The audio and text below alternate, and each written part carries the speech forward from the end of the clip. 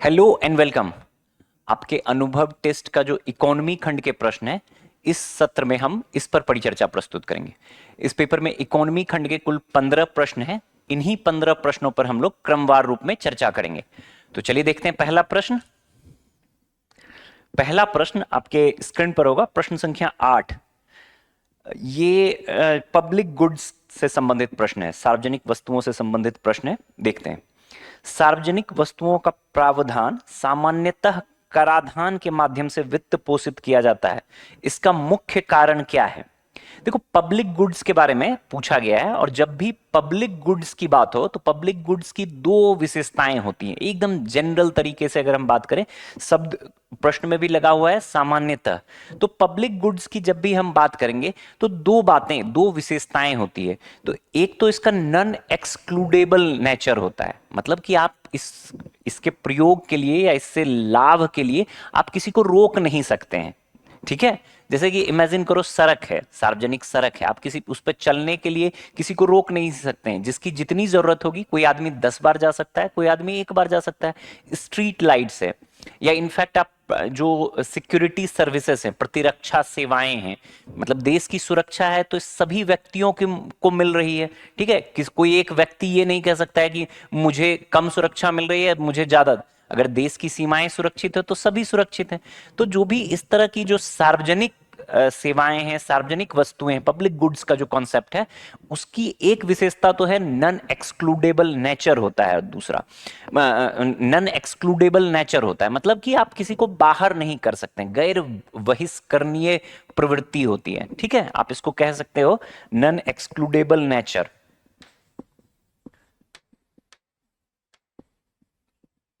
ठीक है, पहला। और दूसरा इसका होता है कि इसमें प्रतिस्पर्धा नहीं होती है, गैर प्रतिस्पर्धी प्रवृत्ति की है, गैर प्रतिस्पर्धी।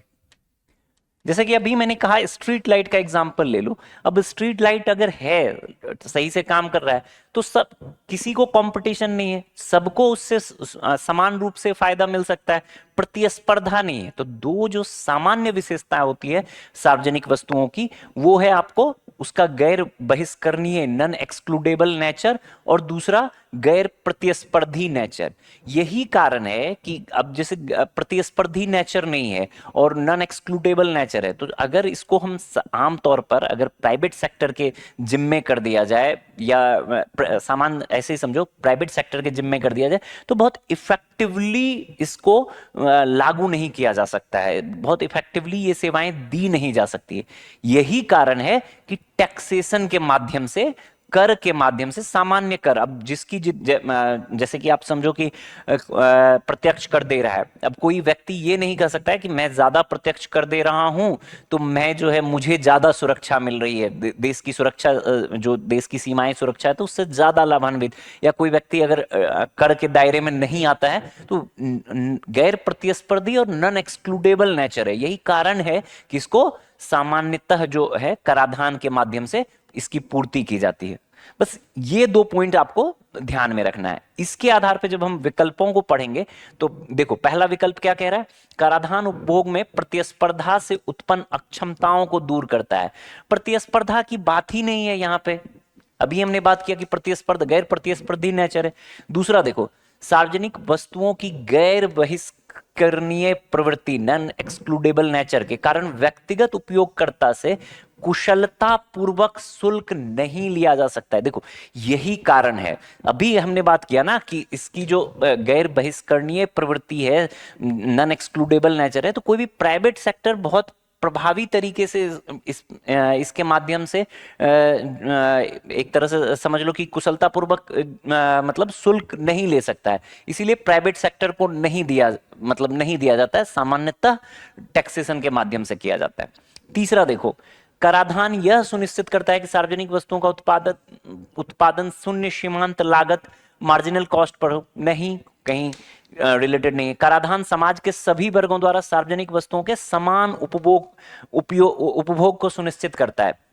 समान उपभोग की जरूरत है नहीं, जिसकी जितनी जरूरत होगी उसको उतना मिलेगा। समान अब सड़क पे आपको जरूरत पड़ा, आप 10 बार जा सकते हो किसी पर्टिकुलर दिन। कोई आदमी उसे जरूरत नहीं है तो वो एक बार भी नहीं जाएगा, या एक बार जरूरत है तो एक बार जाएगा। समान उपभोग की बात भी नहीं है इसमें, ठीक है, तो ये भी नहीं होगा। तो मूलतः क्या होता है, आपका उत्तर क्या हो जाएगा हमारा, विकल्प बी। जब भी हम पब्लिक गुड्स की बात करें तो दो विशेषताएं याद रखिएगा आप उसका, नन एक्सक्लूडेबल नेचर, गैर बहिष्करणीय प्रवृत्ति, और गैर प्रतिस्पर्धी, प्रतिस्पर्धी भी नहीं होती है। आगे सेवाएं मिल रही है, स्ट्रीट लाइट है, सही से काम कर रहा है, तो सबको उससे लाभ मिल रहा है। क्लियर है? बढ़े अगले प्रश्न पर। अगला प्रश्न, प्रश्न संख्या 9 आपके स्क्रीन पर होगा, देखिए। ये आपको करंट अकाउंट और कैपिटल अकाउंट की समझ पर आधारित प्रश्न है। इसमें एक कुछ डिटेल्स दिए गए हैं और आपसे पूछा गया है कि इसमें से चालू खाता शेष, करंट अकाउंट बैलेंस जो है, उसके संदर्भ में आपसे ये सवाल पूछा गया है।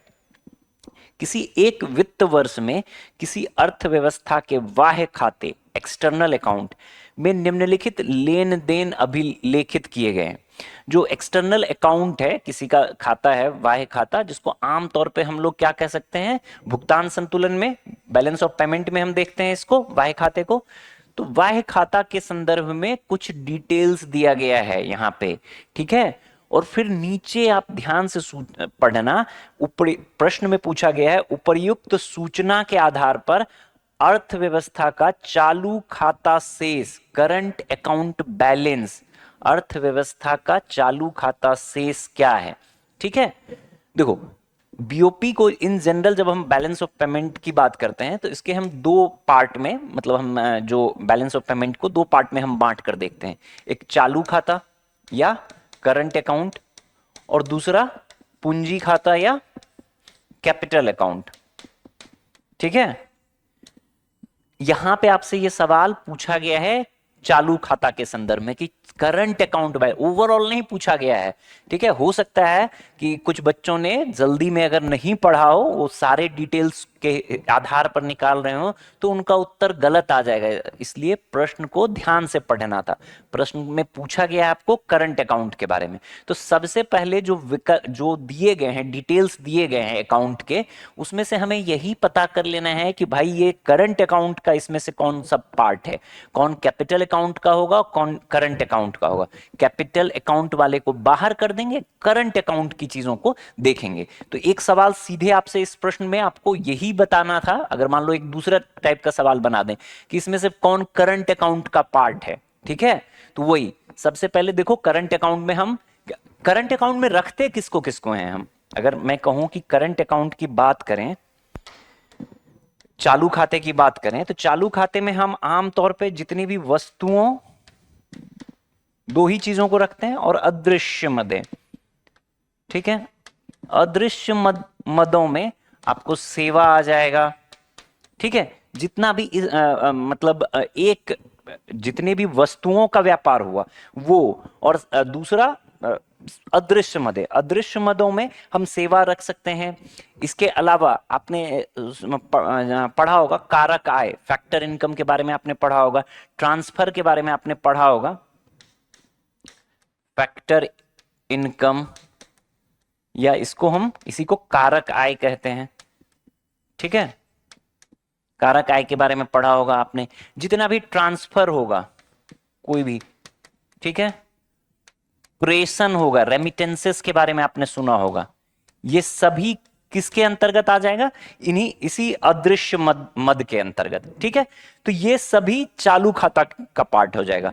वस्तुओं का जितना व्यापार होगा और अदृश्य मदों के अंतर्गत ये सारे हेड्स में जो भी लेन देन हुआ, बैलेंस ऑफ पेमेंट क्या होता है, एक देश का शेष विश्व के साथ किसी भी वित्तीय वर्ष में जो लेन देन हुआ उसका जो लेखा जोखा है, वही क्या हो गया, बैलेंस ऑफ पेमेंट। इस बैलेंस ऑफ पेमेंट को हम दो पार्ट में बांट कर देखते हैं, इन जनरल दो पार्ट में, हालांकि फाइनेंशियल अकाउंट में भी बांट के देखा जाता है, बट सामान्यतः हम करंट अकाउंट और कैपिटल अकाउंट में बांट कर देखते हैं। क्लियर? अब यहां सवाल पूछा गया है करंट अकाउंट के बारे में, तो करंट अकाउंट में क्या देखते हैं, तो जितनी भी वस्तुओं का ट्रेड हुआ, और अदृश्य मदों में हम सेवाओं को देखते हैं, हम ट्रांसफर्स को देखते हैं, हम फैक्टर इनकम को देखते हैं, हम रेमिटेंसेस या प्रेषण को देखते हैं, इन सारी चीजों को हम देखते हैं। तो जो इनमें जिसमें पैसा आएगा देश में, वो उसको हम पॉजिटिव में मान लेंगे, और जिसमें पैसा जाएगा देश से उसको हम नेगेटिव में मान लेंगे। ठीक, अब इसके आधार पर ये जो चालू खाता का पार्ट है, तो इसमें से चालू खाता का पार्ट क्या सब हो जाएगा, देखो, वस्तुओं का निर्यात, तो ये चालू खाता का करंट अकाउंट का पार्ट होगा। ठीक है, विदेशी संस्थागत निवेश अंतर्वाह 30 अरब अमेरिकी डॉलर का, क्या हमने अभी जो बात किया है यहां पे चालू खाता का, उसमें बात किया है किसी भी निवेश के बारे में? नहीं, ये पार्ट हो जाएगा कैपिटल अकाउंट का, इसलिए इसको हम बाहर रखेंगे, आपको करंट अकाउंट पे फोकस करना है। तीसरा देखो, निवल अदृश्य मदें, नेट कह दिया है इनविजिबल्स 80, अभी हमने इनविजिबल्स के बारे में बात किया है, नेट इनविजिबल्स कह दिया है कितना, 80 अरब अमेरिकी डॉलर, तो डेफिनेटली ये करंट अकाउंट का पार्ट होगा। ठीक है, चौथा देखो, वस्तु आयात, फिर वस्तुओं का आयात है, ये भी करंट अकाउंट का पार्ट होगा। और वाह वाणिज्यिक उधार, एक्सटर्नल कमर्शियल बोरिंग्स, ईसीबी जो है, अभी हमने बात किया है यहां पे करंट अकाउंट के बारे में, इसमें कहीं भी ईसीबीज के बारे में बात किया है हमने, एक्सटर्नल कमर्शियल बोरिंग्स के बारे में नहीं, तो ये भी करंट अकाउंट का पार्ट नहीं होगा, ये कैपिटल अकाउंट का पार्ट होगा। तो दो जो आपके इसमें ये जो लेखा है, 5 डिटेल्स दिए गए हैं, इसमें से जो नंबर 2 वाला है ये कैपिटल अकाउंट का पार्ट होगा, नंबर 5 वाला जो है ये भी कैपिटल अकाउंट का पार्ट होगा। तो इन दोनों को तो हम गणना, करंट अकाउंट की गणना में ही नहीं लाएंगे, तो इसको हटा देते हैं। अब करंट अकाउंट की गणना में ये 3 चीजें आएंगी, पहला, तीसरा और चौथा। अब इसमें हमें देखना है, मैंने आपको बताया कि जिसमें पैसा आ रहा है, ये निर्यात कर रहे हैं, तो प्लस 400 बिलियन अमेरिकी डॉलर, 400 अरब अमेरिकी डॉलर। ठीक है, तीसरा देखो, ये नेट कह दिया, नेट अदृश्य मदें, तो ये भी पॉजिटिव में आ जाएगा, नेट कह दिया है मतलब कितना जो भी सर्विसेज या रेमिटेंसेस वगैरह का नेट है, तो ये भी प्लस 80 डॉलर हो जाए, 80 अरब डॉलर हो जाएगा। और ये देखो, वस्तुओं का आयात कर रहे हैं हम, यानी कि पैसा जा रहा है, तो ये माइनस में आ जाएगा, माइनस 520 अरब अमेरिकी डॉलर। अब इसकी हम गणना करेंगे सिंपल, तो ये क्या आ जाएगा, माइनस 40 अरब अमेरिकी डॉलर। ठीक, तो जो हमारा करंट अकाउंट बैलेंस है, जो करंट अकाउंट बैलेंस है वो नेगेटिव में दिखाएगा, कितना, 40 अरब अमेरिकी डॉलर का। तो विकल्प देखो, विकल्प जो आपका डी है, 40 अरब अमेरिकी डॉलर का घाटा। ठीक है, 40 अरब अमेरिकी डॉलर का घाटा होगा करंट अकाउंट में। सवाल को ध्यान से पढ़ना था, अगर आप में से किसी ने ये सवाल गलत किया, बहुत ही आसान सवाल था, अगर किसी ने गलत किया है तो आप केवल और केवल इसलिए कि आपने सवाल को ध्यान से नहीं पढ़ा होगा। बेसिक डिफरेंस जो करंट अकाउंट कैपिटल अकाउंट पे होता है वो, और दूसरी कक्षा का जो गणित है जोड़ घटा, वो करना था। ठीक है, बढ़ते हैं अगले प्रश्न पर। अगला प्रश्न है प्रश्न संख्या 10। ये आपको पूछा गया है भारत और यूरोपीय मुक्त व्यापार, जो यूरोपियन फ्री ट्रेड एसोसिएशन है, उसके बीच अभी एक समझौता हुआ है, लागू हुआ है अभी, उसी के संदर्भ में पूछा गया है। भारत ने हाल ही में यूरोपीय मुक्त व्यापार संघ, यूरोपीय फ्री ट्रेड एसोसिएशन जो है, यूरोपीय फ्री ट्रेड एसोसिएशन EFTA, ठीक है, यूरोपीय मुक्त व्यापार संघ, यूरोपीय फ्री ट्रेड एसोसिएशन के साथ व्यापार एवं आर्थिक भागीदारी समझौता किया है। व्यापार एवं आर्थिक, ट्रेड एंड, टीपा बोलते हैं इसको, trade and economic partnership agreement, trade and economic partnership agreement. सवाल पूछा गया आपसे कि ये जो यूरोपियन फ्री ट्रेड एसोसिएशन है EFTA का सदस्य नहीं है, आपको पूछा गया है कि कौन इसका सदस्य नहीं है। एकदम फैक्चुअल बातें हैं, आपने पढ़ा होगा, काफी चर्चा में रहा है और एक बहुत बड़ा अचीवमेंट रहा है भारत का, समझ लो कि एक फ्री ट्रेड एग्रीमेंट के संदर्भ में। इसमें ऑप्शंस दिया हुआ है, आइसलैंड, लिंचेस्टीन, फिनलैंड और नॉर्वे। देखो, अगर आपने ये न्यूज फॉलो किया होगा तो ये 2024 में ही, मार्च 2024 में ही भारत ने जो यूरोपियन फ्री ट्रेड एसोसिएशन है उसके साथ ये समझौता कर लिया था। ये लागू हुआ है अभी 1 अक्टूबर 2025 से। ठीक है, ये जो आपका टीपा है ये लागू हुआ है 1 अक्टूबर 2025 से, इसलिए अभी ये चर्चा में था, इसलिए ये सवाल बना है। ठीक है, इसमें ये जो आपको यूरोपियन फ्री ट्रेड एसोसिएशंस है, ये 4 वैसे यूरोपीय देशों का समूह है, आर्थिक समूह है, एक आप समझ सकते हो ट्रेड ब्लॉक है, जो कि यूरोपियन यूनियन का सदस्य नहीं है। ठीक है, बस यही एक चीज ध्यान रखना, 4 ही सदस्य हैं इसमें जो यूरोपियन फ्री ट्रेड एसोसिएशन है। वैसे 4 सदस्य देश हैं जिसमें से कोई भी यूरोपियन यूनियन का सदस्य नहीं है। एक ट्रेड ब्लॉक है 4 यूरोपीय देशों का, जिस जो यूरोपियन यूनियन, जो यूरोपीय संघ है उसके सदस्य नहीं है। इसमें फिनलैंड, बस आपको इतना पता होता कि फिनलैंड जो है यूरोपियन संघ का सदस्य है, ईयू का सदस्य है, इसीलिए ये पूरा का पूरा जो आपको यूरोपियन फ्री ट्रेड एसोसिएशन है नॉन ईयू कंट्रीज का है, यूरोपियन कंट्रीज है लेकिन नॉन यूरोपियन यूनियन कंट्रीज था। यही फिनलैंड ही हमारा उत्तर हो जाएगा। आइसलैंड है, लिंचस्टीन है, नॉर्वे है, और फिनलैंड के स्थान पर स्विट्जरलैंड है। ठीक है, स्विट्जरलैंड, ये 4 देश हैं जो यूरोपियन फ्री ट्रेड एसोसिएशन का ये रहे हैं, सदस्य रहे हैं। ठीक है, इसको थोड़ा ध्यान में रखिएगा। अगले 15 साल में कहा गया है इस समूह द्वारा कि भारत में 100 बिलियन अमेरिकी डॉलर का निवेश करेंगे और 1 मिलियन डायरेक्ट रोजगार, प्रत्यक्ष रोजगार, डायरेक्ट जॉब्स भी सृजित करेंगे। तो एक भारत के मतलब समझ लो आर्थिक विकास के दृष्टिकोण से एक बहुत ही महत्वपूर्ण समझौता रहा है। यहां देखो कुछ मैप मैंने आप शेयर कर दिया है, यही जो टीपा हुआ है 4 डेवलप्ड यूरोपियन नेशंस, यही 4 देश हैं जिसको आपको ध्यान में रखना है। ये चारों जो हैं आपको यूरोपियन यूनियन के सदस्य नहीं हैं। ठीक है, आइसलैंड है, स्विट्जरलैंड है, लिंचस्टीन है, नॉर्वे है। ठीक, इसको ध्यान में रखिएगा। कुछ और इसके बारे में थोड़ा डिटेल्स आप देख लीजिएगा कि इसमें कितना ट्रेड मतलब क्या क्या ट्रेड का प्रोविजंस किया गया है। वहां से भी आपसे सवाल, आपके आंसर स्क्रिप्ट जो आपको मिलेगा उसमें इसके बारे में थोड़ा सा विस्तृत चर्चा होगी, एक बार आप उसको पढ़ लीजिएगा। ठीक, जैसे 2 इंपॉर्टेंट बात हैं जो मैंने अभी आपको चर्चा कर दिया कि 100 बिलियन यूएस डॉलर का अगले 15 साल में निवेश का प्रॉमिस किया गया है, और 1 मिलियन जो है डायरेक्ट जॉब सृजित करने का, इस समझौते के माध्यम से भारत में डायरेक्ट जॉब सृजित करने का बात कहा गया है। तो ये एक बड़ा अचीवमेंट है। ठीक है, बढ़े अगले सवाल पर। अगला सवाल प्रश्न संख्या 11, और ये आपको मसाला बॉन्ड से संबंधित है। 3 स्टेटमेंट दिया गया है, एसेरेशन रीजन टाइप वाला जो सवाल होता है उसमें 3 स्टेटमेंट वाला ये सवाल है। मसाला बॉन्ड बहुत ही आसान सवाल है। पहले अगर आप पिछले सालों के अनुभव को देखो, हर साल कम से कम एक आध सवाल तो जरूर दिख जाता है मसाला बॉन्ड पे। बस आपको बेसिक पता होना चाहिए कि मसाला बॉन्ड होता क्या है। ये सवाल आपको 10 सेकंड में बन जाएगा। पहला स्टेटमेंट पढ़ो, मसाला बॉन्ड को भारतीय जारीकर्ताओं के लिए विदेशी मुद्रा में मूल्य वर्गित बाह्य वाणिज्यिक उधार की तुलना में कम जोखिम पूर्ण माना जाता है। ठीक है, कहा गया है कि पहला स्टेटमेंट ध्यान से पढ़ो, मसाला बॉन्ड को भारतीय जारीकर्ताओं के लिए विदेशी मुद्रा में, मसाला बॉन्ड कौन जारी कर रहा है? भारतीय, जो भी भारतीय कंपनी, कोई भी जारी कर सकता है मसाला बॉन्ड। ठीक है, भारत की कंपनी किस चीज में जारी करेगा? नाम ही मसाला बॉन्ड इसलिए है क्योंकि भारतीय करेंसी में, भारतीय रुपये में, रुपी डिनोमिनेटेड बॉन्ड है इस मसाला बॉन्ड। बस यही इसकी सबसे शानदार विशेषता है जो आपको ध्यान में रखना था।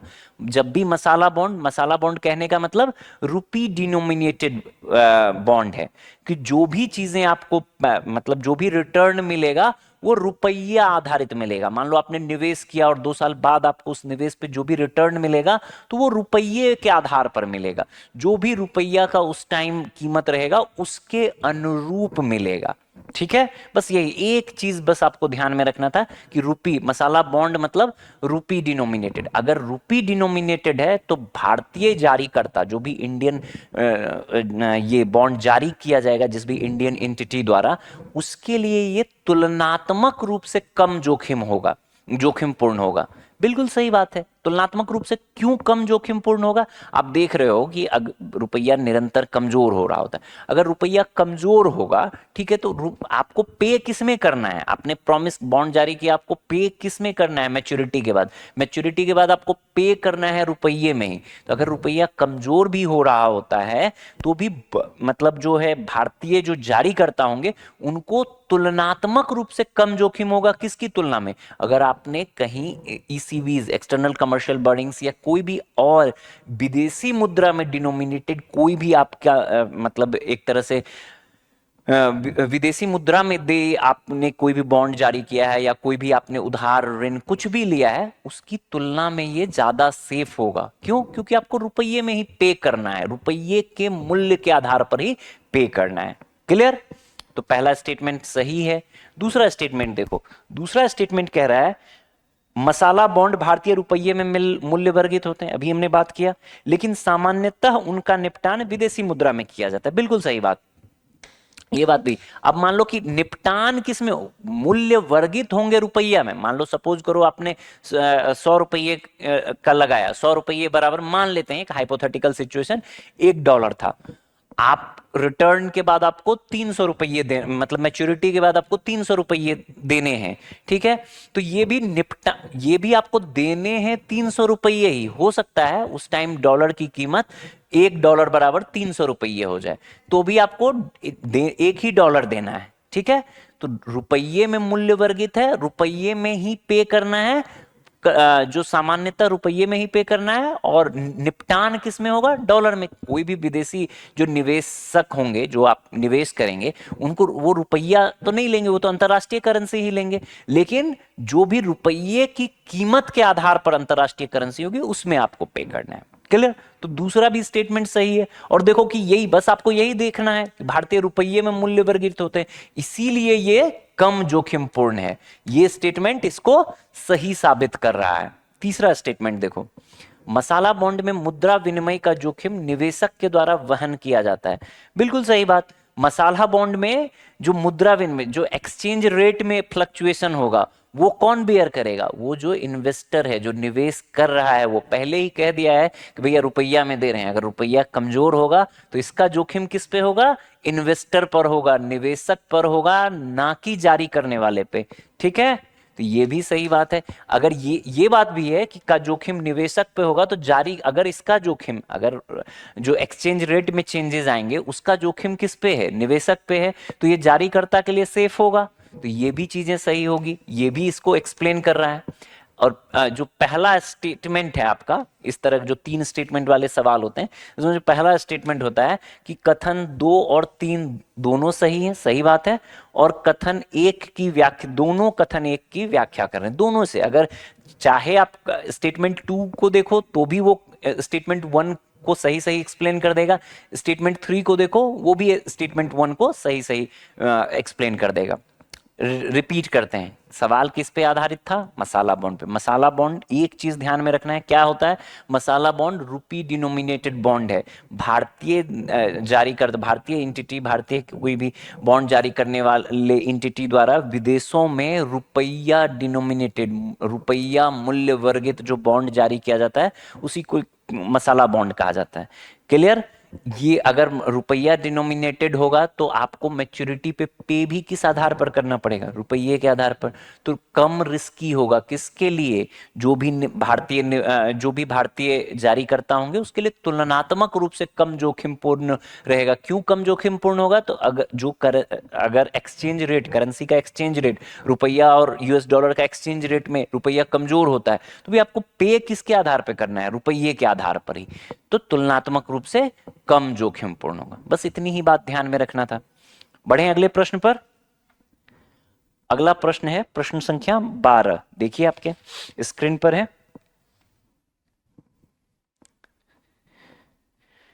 ये जो है आपको आरबीआई जो dollar rupee buy sell swap होता है उस पर आधारित है। स्वैप ऑक्शन जो होता है उस पर आधारित ये सवाल है।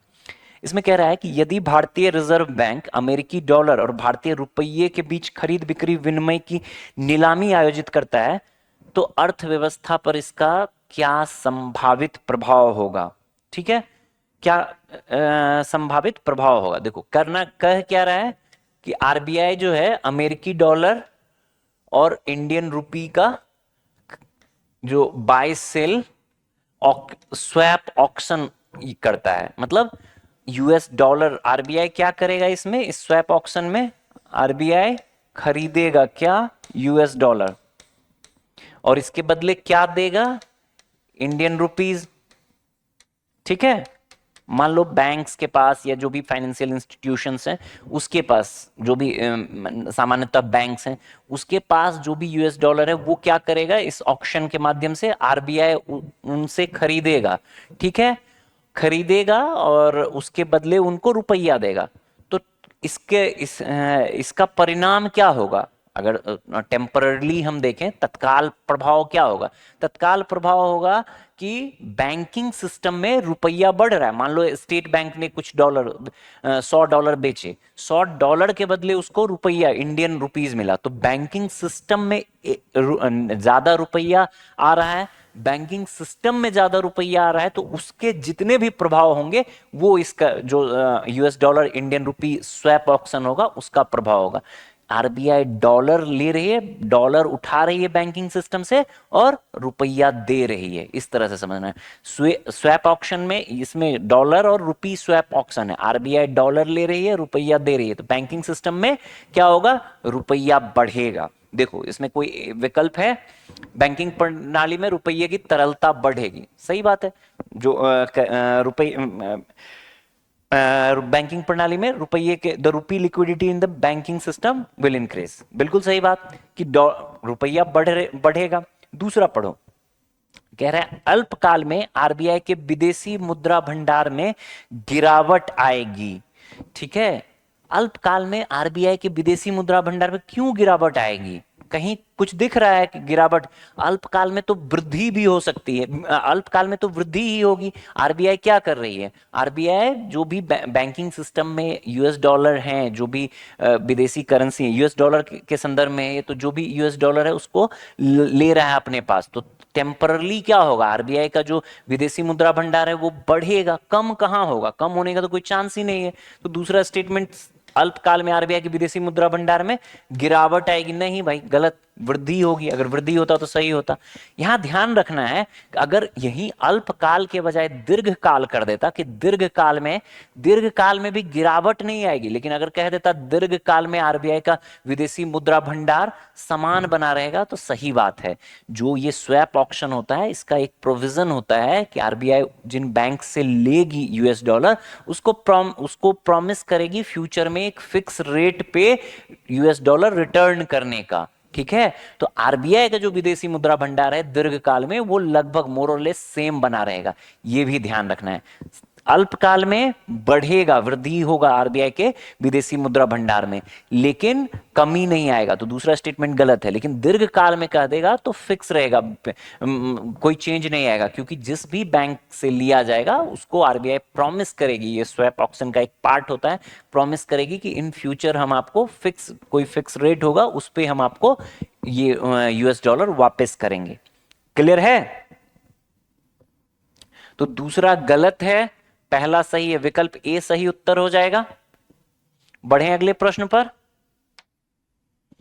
अगला प्रश्न है प्रश्न संख्या 13। ये देखो, ये एक सर्वे है, अखिल भारतीय ग्रामीण वित्तीय समावेशन सर्वे, जो all India rural financial inclusion survey 2021-22 उस पर आधारित है। ये कंप्लीटली फैक्चुअल इंफॉर्मेशन पे आधारित है, लेकिन ये इंपॉर्टेंट है, ऐसा सवाल। ये 2024 में ही ये डाटा आया था, ठीक है, और ये 5-5 साल के इस पे डाटा आता रहता है। तो ये 2000 इसमें है 2016-17 और 2021-22 के डाटा का कंपैरिजन दिया गया है। ठीक, तो उसी पे आधारित दो स्टेटमेंट दिए गए हैं, वही पूछा गया आपसे। पहला स्टेटमेंट है, सवाल पढ़ते हैं, अखिल भारतीय ग्रामीण वित्तीय समावेशन सर्वेक्षण 2021-22 all India rural financial inclusion survey 2021-22 के संदर्भ में निम्नलिखित कथनों पर विचार करिए। पहला है, यह सर्वेक्षण राष्ट्रीय कृषि एवं ग्रामीण विकास बैंक नाबार्ड द्वारा प्रकाशित किया गया था। दूसरा है, वर्ष 2016-17 और 2021-22 के बीच ग्रामीण परिवारों की औसत मासिक आय में वृद्धि हुई, जबकि उनका औसत मासिक व्यय कम हो गया है। पूछ रहा है कौन सा कथन सही है। ठीक, कौन सा कथन सही है? देखो, पहला तो बिल्कुल सही बात है कि ये जो NFIS है, फाइनेंशियल इंक्लूजन सर्वे है, ठीक है, भारतीय ग्रामीण वित्तीय समावेशन सर्वेक्षण, ये नाबार्ड द्वारा करवाया जाता है। ठीक है, नाबार्ड द्वारा करवाया जाता है, तो ये बिल्कुल सही बात है। दूसरा स्टेटमेंट पढ़ो, अगर आपको नहीं भी जानकारी है, अगर एज ए स्टूडेंट मैं अगर इस सवाल को देखूं, हालांकि आपको ध्यान रखना चाहिए इसके बारे में, थोड़ा ये पूछा जा सकता है, अगर नहीं भी जानकारी है तो भी, लेकिन अगर आप दूसरा स्टेटमेंट पढ़ोगे तो ये थोड़ा कॉन्ट्राडिक्टरी लग रहा है। कह रहा है कि 16-17 से 21-22 के बीच में ग्रामीण परिवारों की औसत मासिक आय में वृद्धि हुई है, ठीक, लेकिन उनका औसत मासिक व्यय कम हुआ है। ये थोड़ा खुद ब खुद कॉन्ट्राडिक्टरी लग रहा है कि भाई, कॉमन, एकदम कॉमन सेंस लगाओ कि क्या खर्चा कम हो रहा है? नहीं, आय बढ़ रहा है। आय बढ़े ना बढ़े, खर्चा तो बढ़ ही रहा है।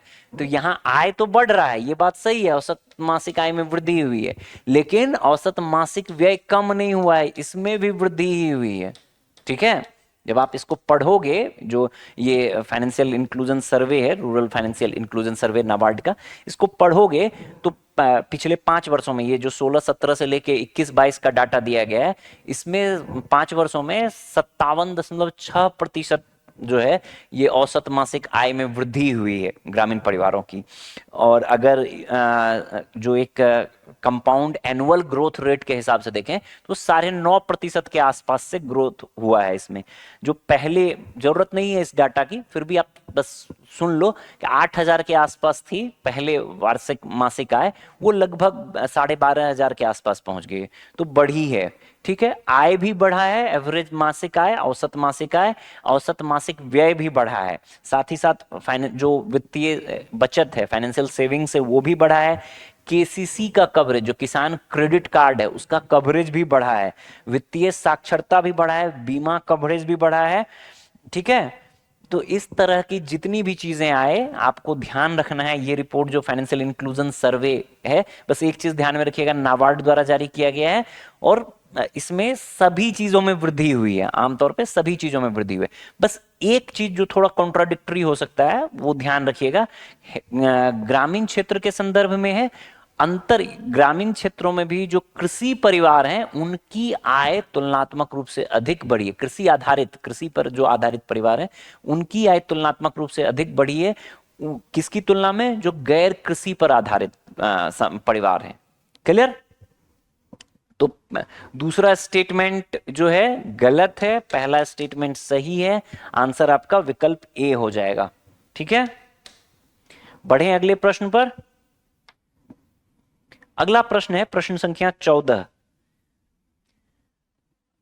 ये पूछा गया है आपको, जो सिक्योरिटीज ट्रांजैक्शन टैक्स है, प्रतिभूति लेन देन कर, उस पर पूछा गया है सवाल कि कौन प्रतिभूति लेन देन कर या सिक्योरिटीज ट्रांजैक्शन टैक्स के अंतर्गत आता है, किसको किसको इंक्लूड किया जाता है। निम्नलिखित प्रश्न पढ़ते हैं।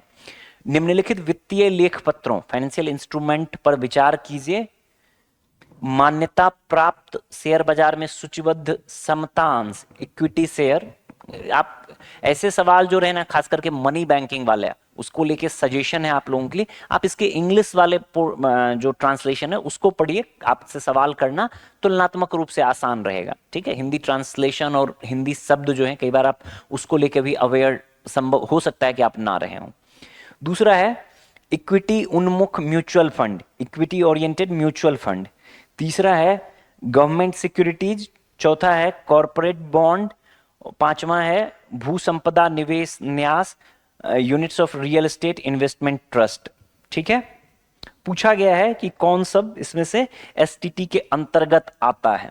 ठीक है, तो एक सामान्य चीज, अगर आप सिक्योरिटीज ट्रांजैक्शन टैक्स के बारे में ध्यान में रखो, तो सामान्यतः ये जो है इक्विटी ओरिएंटेड इंस्ट्रूमेंट्स पर लगता है। ये पहले ही कौन से फाइनेंशियल इंस्ट्रूमेंट पे लगेगा? जो इक्विटी ओरिएंटेड रहता है, इक्विटी आधारित जो रहेगा, उस पर एसटीटी लगता है, एक सामान्य सी बात है। डेब्ट आधारित पर जो रहता है इंस्ट्रूमेंट्स पे नहीं लगता है, इक्विटी पे लगता है। एसटीटी के बारे में जनरल बात जो है ये इक्विटी आधारित इंस्ट्रूमेंट पे लगता है। इक्विटी ओरिएंटेड जो इंस्ट्रूमेंट्स होंगे उस पर तो लगेगा, डेब्ट पे नहीं लगेगा। डेब्ट ओरिएंटेड इंस्ट्रूमेंट जो रहेंगे उस पर नहीं लगेगा। ठीक, ये बेसिक अगर आपको ध्यान में रहे तो आप ये सवाल फिर आपके लिए वो सेकंड्स का काम रहता। बेसिक, बहुत बेसिक, जो सिक्योरिटीज ट्रांजैक्शन टैक्स हमेशा ध्यान में रखना। एसटीटी जो इक्विटी ओरिएंटेड रहेगा उस पे लगेगा, जो डेब्ट ओरिएंटेड रहेगा उस पे नहीं लगेगा। आते हैं विकल्पों पर। मान्यता प्राप्त शेयर बाजार में सूचीबद्ध समता अंश, नाम में ही इक्विटी शेयर दे दिया है। इक्विटी उन्मुख म्यूचुअल फंड की इकाई, दोनों पे लगेगा। सरकारी प्रतिभूतियां, गवर्नमेंट सिक्योरिटीज, ये डेब्ट बेस्ड है। ठीक है, डेब्ट इंस्ट्रूमेंट है। कॉर्पोरेट बॉन्ड, बॉन्ड डिबेंचर डेब्ट बेस है। ठीक है, तो इन दोनों पे नहीं लगेगा। जो ये आरईटी आईटी जो रियल एस्टेट इन्वेस्टमेंट ट्रस्ट का जो यूनिट्स रहता है, इस पर ये भी आपको इक्विटी वाला है तो इस पे लगेगा। तो पहला, दूसरा और पांचवा विकल्प बी जो है आपका उत्तर हो जाएगा। ठीक, सही उत्तर विकल्प बी हो जाएगा। तीसरा चौथा क्यों नहीं होगा? एक बेसिक डिफरेंस मैंने आपको क्या समझाया? बेसिक डिफरेंस कि डेब्ट ओरिएंटेड इंस्ट्रूमेंट्स पे नहीं लगेगा, इक्विटी ओरिएंटेड इंस्ट्रूमेंट्स पे लगेगा। क्लियर? एसटीटी, एसटीटी के बारे में आपने पढ़ा होगा। सिक्योरिटीज ट्रांजैक्शन टैक्स 2004 में, 1 अक्टूबर 2004 में आया था। 2004 से 1 अक्टूबर 2004 से ही लागू है। और ये किसका पार्ट है? ये डायरेक्ट टैक्स का पार्ट है, ये भी ध्यान में रखिएगा।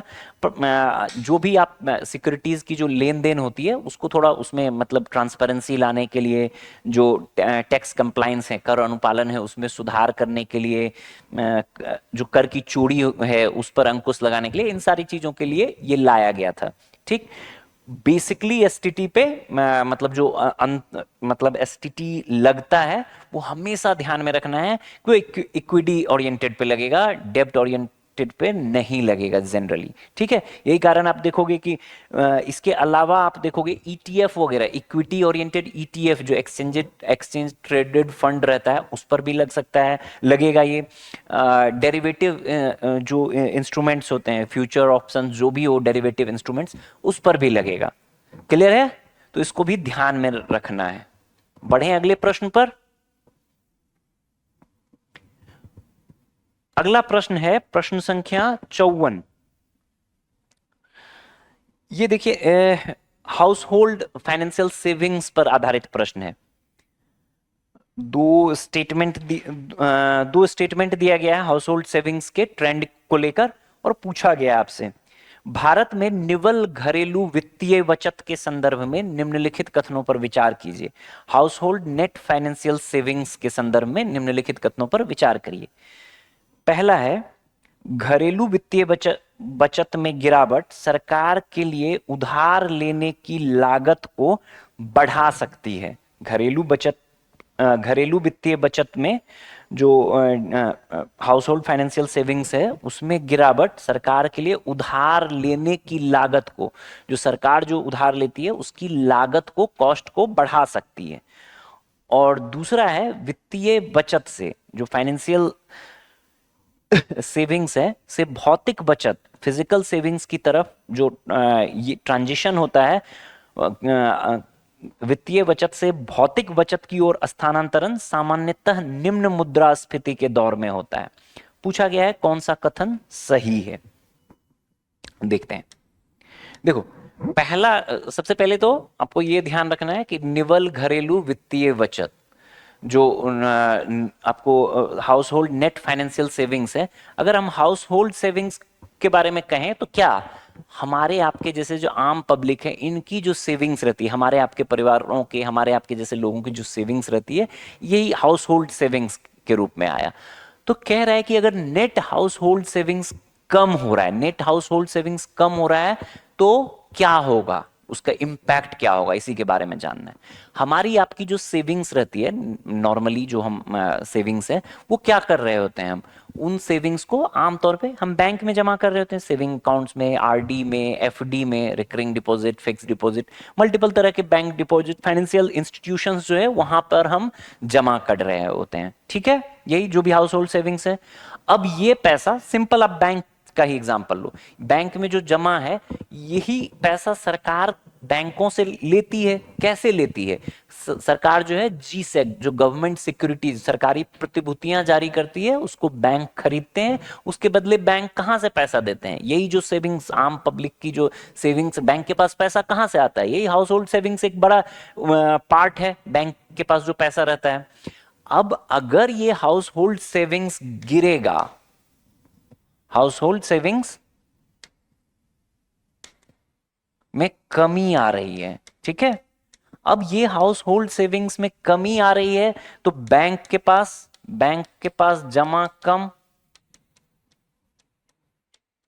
ठीक, बैंक जो जीसेक खरीदने के लिए पूल था, जीसेक खरीदने के लिए जो उसके पास फाइनेंशियल वित्तीय पूल था, वो कम होगा, वो कम होगा तो वो क्या करेगा, वो कम खरीदेगा, कम जीसेक खरीदेगा, सरकार कम इंटरेस्टेड होगा, आपके पास पैसा कम है तो आप कम इंटरेस्टेड होइएगा खरीदने के लिए। तो सरकार एक तो नॉर्मल तरीके से जो गवर्नमेंट सिक्योरिटी जिसके माध्यम से सरकार पैसे लेती है, ऋण लेती है, उधार लेने का जो ये है सरकार का तरीका गवर्नमेंट सिक्योरिटीज के माध्यम से, वो अब बैंकिंग जो फाइनेंशियल इंस्टीट्यूशंस हैं उनके पास जो सेविंग पूल्स है, जो फाइनेंशियल पूल है, वही कम है, तो वो कम इंटरेस्टेड रहेंगे जीसेक खरीदने में, सीधे से कम हो जाएगा। सरकार क्या करेगी? सरकार उन फाइनेंशियल इंस्टीट्यूशंस को, बैंक को आकर्षित करने के लिए क्या करेगी? जीसेक पे रिटर्न बढ़ाएगी। मतलब कि पहले मान लो कि 100 रुपए का ये था, कोई सपोज करो 100 रुपए का कोई भी प्रतिभूति सरकार ने जारी किया और उसको 96 रुपए में बेचा कि आप 2 साल बाद आप इसको 100 रुपए आपको मिलेगा। एक सिंपल सा एग्जाम्पल एकदम। अब सरकार कहेगी कि आप ठीक है 100 रुपये का ही है, आप 96 रुपए में जो आपको हम दे रहे थे, अब अभी आपको हम 92 रुपए में ही दे रहे हैं। मतलब कि खर्चा, सरकार का उधार लेने का जो कॉस्ट है वो बढ़ रहा है। जहां पहले 4 रुपया ही रिटर्न देना था, वहां अब 8 रुपया रिटर्न देना है। क्यों? क्योंकि बैंक के पास पूल कम है, फाइनेंशियल सेविंग्स का पूल कम है, लोगों के पास कम सेविंग, उन्होंने कम बैंक में पैसे जमा किए, बैंक के पास यूज करने के लिए जो पूल रहेगा वो कम, तो वो कम इंटरेस्टेड रहेंगे। अब ज्यादा आकर्षक बनाएंगे उसको, जीसेक खरीदने के लिए सरकार ज्यादा आकर्षक तरीके से बनाएगी। इसको ऐसे समझो कि सेल में जब कपड़े, सेल में आपने कोई जीन्स देखा, आपको लगा कि यार नहीं पैसा नहीं है, लेकिन पता चला वो जीन्स 6,000 का था और फ्लैट 60% ऑफ हो गया, ठीक है, आपको लगा कि ले लेते हैं, मतलब थोड़ा मैनेज फ्रेंड वगैरह से भी ये करके या कुछ और चीजों में हाथ टाइट करके। तो सेम उसी तरह, मतलब सरकार को जो जीसेक है उस पे ज्यादा सेल कर देना पड़ेगा, ज्यादा, तो कॉस्टिंग, उधार लेने का जो कॉस्ट है वो बढ़ जाएगा। तो पहला स्टेटमेंट बिल्कुल सही है। क्लियर? घरेलू बचत में गिरावट से सरकार के लिए उधार लेने की लागत बढ़ा सकती है, बिल्कुल सही बात। दूसरा स्टेटमेंट पे देखो, दूसरा स्टेटमेंट कह रहा है वित्तीय बचत से भौतिक बचत की ओर। वित्तीय बचत मतलब आप बैंक में जमा कर, किसी भी फाइनेंशियल इंस्टीट्यूशन में आप एफडी, आरडी, सेविंग्स के रूप में, या आप और किसी भी प्रकार के फाइनेंशियल इंस्टीट्यूशन में आप जो पैसा लगाते हो, मान लो कि आप म्यूचुअल फंड वगैरह खरीदते हो, सारी चीजें ये जो है वित्तीय बचत से भौतिक बचत। भौतिक बचत मतलब आपने फ्लैट खरीद लिया, जमीन खरीदा, गोल्ड में इन्वेस्ट किया, ये सारी, ये सब किस चीज का फॉर्म है? फिजिकल बचत, भौतिक बचत का। तो वित्तीय बचत से भौतिक बचत की ओर स्थानांतरण सामान्यतः निम्न मुद्रास्फीति के दौर में होता है। नहीं, ये गलत है। निम्न मुद्रास्फीति के दौर में क्यों होगा? निम्न मुद्रास्फीति के दौर में आमतौर पर आप देखोगे कि उच्च मुद्रास्फीति, जब इन्फ्लेशन हाई रहेगा तब रुपए, मान लो सपोज करो कि इन्फ्लेशन है 8% और आपको बैंक इंटरेस्ट रेट दे रहे हैं 7%, तो इन्फ्लेशन भी एडजस्ट नहीं हो पा रहा है उसके साथ। हाई इन्फ्लेशन के टाइम में लोग सोचते हैं कि बैंक में सेविंग्स या किसी भी फाइनेंशियल इंस्टीट्यूशन में जो रिटर्न मिल रहा है वो बहुत बेहतर नहीं है, तो उनका पैसा का जो मतलब वैल्यू है, हाई इन्फ्लेशन में क्या होगा, पैसे की परचेजिंग कैपेसिटी कम होते जाएगी, तो उनको लगेगा इसकी तुलना में हम फिजिकल एसेट्स में, जमीन में इन्वेस्ट कर लें, फ्लैट में इन्वेस्ट कर लें, गोल्ड में इन्वेस्ट कर लें, वो ज्यादा बेहतर रहेगा। क्यों? क्योंकि वहां के रिटर्न ज्यादा बेहतर मिलेंगे। फाइनेंशियल इंस्टीट्यूशंस के जो रिटर्न होंगे वो इन्फ्लेशन के साथ एडजस्ट करके बहुत बेहतर रिजल्ट नहीं देंगे। तो हाई इन्फ्लेशन के टाइम में लोग चाहते हैं कि जो वित्तीय बचत है उसकी तुलना में जो भौतिक बचत है उसमें निवेश करना। जो कम मुद्रास्फीति होगा, कम मुद्रास्फीति मतलब रुपया ज्यादा मजबूत है। मान लो मुद्रास्फीति कम मतलब सामान्य भाषा में महंगाई कम है, महंगाई कम है तो रुपया का परचेजिंग कैपेसिटी ज्यादा है, परचेजिंग कैपेसिटी ज्यादा है तो जो रिटर्न 7% का, मान लो 3% की मुद्रास्फीति है और आपको 7% का रिटर्न बैंक पे मिल रहा है, तो आपको लगेगा हाँ भाई ये तो बेहतर है। तो आम तौर पे इन जनरल ट्रेंड क्या होगा, जब इन्फ्लेशन हाई रहेगा तो लोग प्रेरित होंगे भौतिक बचत का जो इंस्ट्रूमेंट्स है उसमें निवेश करने के लिए। जब इन्फ्लेशन अधिक हो, जब इन्फ्लेशन कम होगा तो वो जो वित्तीय बचत है उसके, फाइनेंशियल सेविंग्स है उसके तरफ आगे बढ़ेंगे। ठीक, तो दूसरा स्टेटमेंट गलत है, पहला स्टेटमेंट सही है। पूछ रहा है कौन सा सही, तो विकल्प ए आपका सही उत्तर हो जाएगा। स्पष्ट है? बढ़ें अगले प्रश्न पर। अगला प्रश्न है प्रश्न संख्या 55। ये आपको DICGC जो deposit insurance and credit guarantee corporation है उसके संदर्भ में आपसे सवाल पूछा गया है।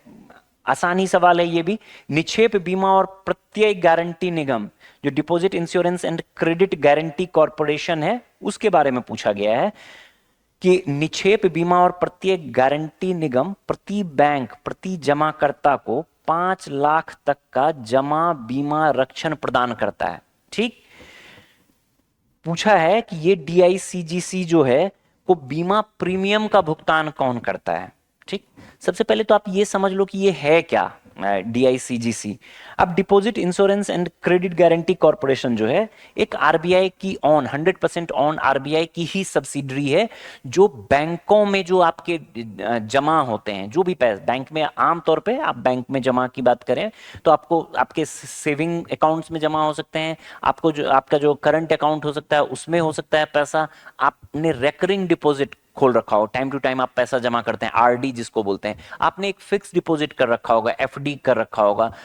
तो इस तरह के जो बैंकों में जमा होते हैं, मान लो आपका पैसा जमा है बैंक में और किसी कारण बस बैंक फेल हो गया, बैंक किसी भी कारण, आपको कुछ साल पीछे चले जाओ तो आपने सुना होगा, आपके ध्यान में होगा, यस बैंक में एक बड़ी क्राइसिस आई थी, लंबी लंबी कतारें, लोग खड़े हैं, पैसे ही नहीं, ATM आप ही का पैसा है, आपने आपके अकाउंट में 5 लाख रुपए है और ATM आपको जरूरत है पैसा, बैंक की स्थिति ठीक नहीं थी, बैंक ने कह दिया कि हम एक दिन में 2000 से ज्यादा रुपया देंगे नहीं। ठीक है, तो आपके जमा पर अगर बैंक फेल कर जाता है तो आपका जो एक आम मतलब जो भी खाता धारक व्यक्ति है, जो भी अकाउंट होल्डर है बैंक में, उसके जो जमा है उसको, उसका गारंटी कौन देगा?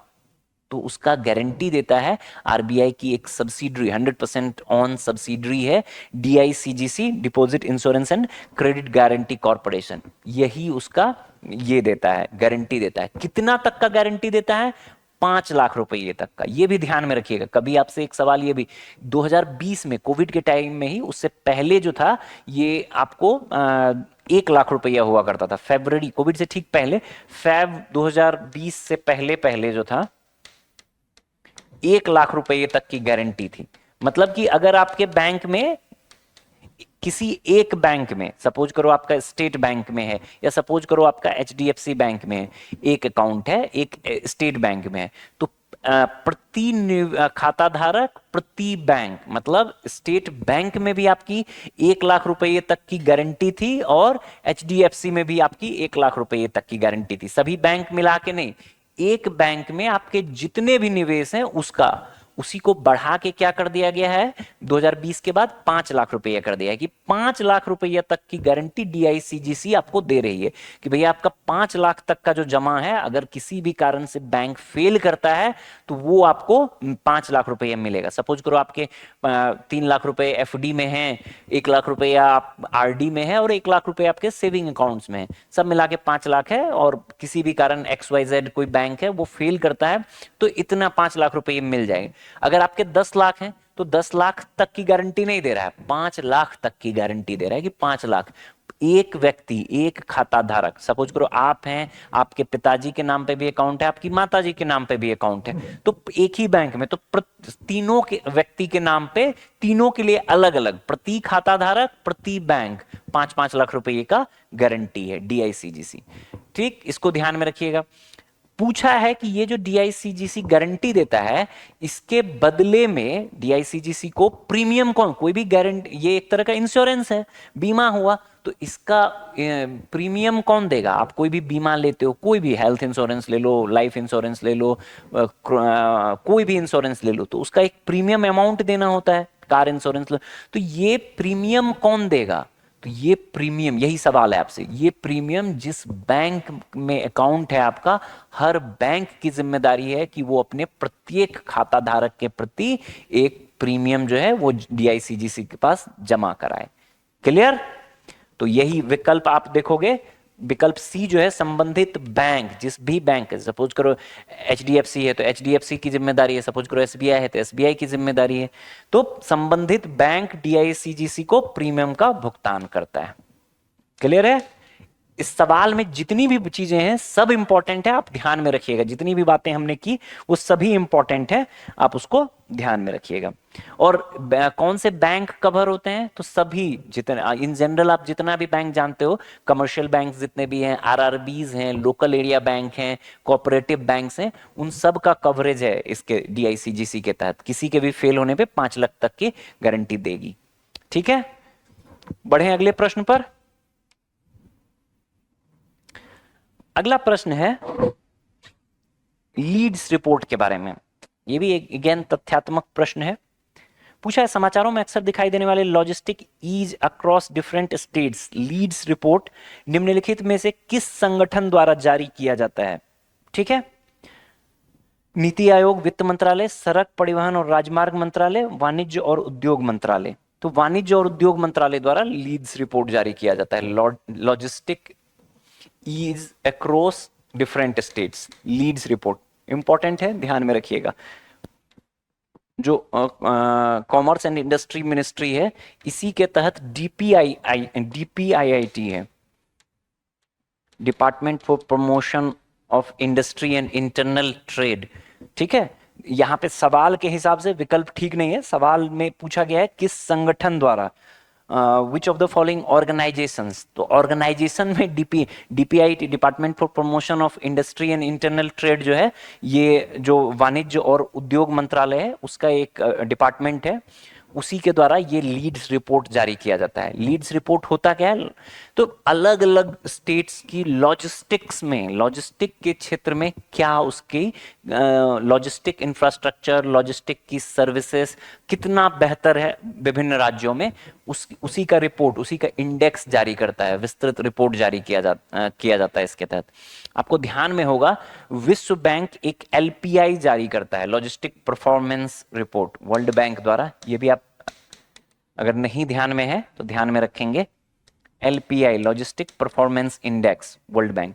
इसी से प्रेरित होकर वर्ष 2018 में जो है ये भारत का जो वाणिज्य एवं उद्योग मंत्रालय है, इसने ये लीड्स रिपोर्ट जारी करना चालू किया। ठीक है, लॉजिस्टिक्स किसी भी क्षेत्र में, किसी भी राज्य में, किसी भी देश में, किसी भी क्षेत्र में, वहां जो उद्योगों के या आर्थिक गतिविधियों के विकास का एक प्रमुख निर्धारक कारक होता है। ठीक है, कितनी प्रभावी लॉजिस्टिक सर्विसेज, कितनी प्रभावी लॉजिस्टिक इंफ्रास्ट्रक्चर है किसी क्षेत्र में, वो एक बहुत महत्वपूर्ण आर्थिक विकास का आयाम है। तो जो वर्ल्ड बैंक का एलपीआई लॉजिस्टिक परफॉर्मेंस इंडेक्स है, उसी से प्रभावित होकर 2018 में जो वाणिज्य और उद्योग मंत्रालय है भारत सरकार का, उसका DPIT, department for promotion of industry and internal trade जो है, उसने लीड्स रिपोर्ट जारी करना शुरू किया। अभी तक 6 रिपोर्ट जारी हो चुके हैं ये, ठीक है। 2024 में 2024 का रिपोर्ट जो जनवरी 2025 में आया था, अंतिम 6 रिपोर्ट जारी हो चुके हैं, 6 एडिशन के। तो अब अगला जो है वो जल्दी ही आने वाला होगा। इसमें एक दो चीजें और आप ध्यान में रख सकते हैं कि ये जो अलग अलग स्टेट्स हैं भारत में, आप जो है अलग अलग स्टेट्स, कुछ कोस्टल स्टेट्स हैं, तटीय राज्य, तो तटीय राज्यों के लिए अलग किया जाता है। तटीय राज्यों के लिए, ठीक है, जो भू आबद्ध राज्य हैं, तटीय राज्य जिनकी सीमा समुद्र से मिलती है, भू आबद्ध राज्यों के लिए, ठीक है। पूर्वोत्तर के जो 8 राज्य हैं उनके लिए अलग इंडेक्स जारी किया जाता है और जो यूनियन टेरिटरीज हैं उनके लिए अलग, ठीक है। इसको फिर 3 पार्ट में बांटकर जारी किया जाता है।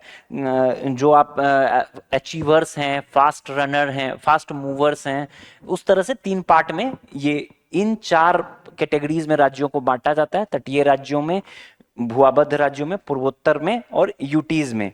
और उसके आधार पर मतलब जो इनका ये रहता है, जो भी इंडेक्स रहता है, कौन फास्ट मूवर हैं, कौन अचीवर्स हैं, ये इस तरह से रैंकिंग दी जाती है।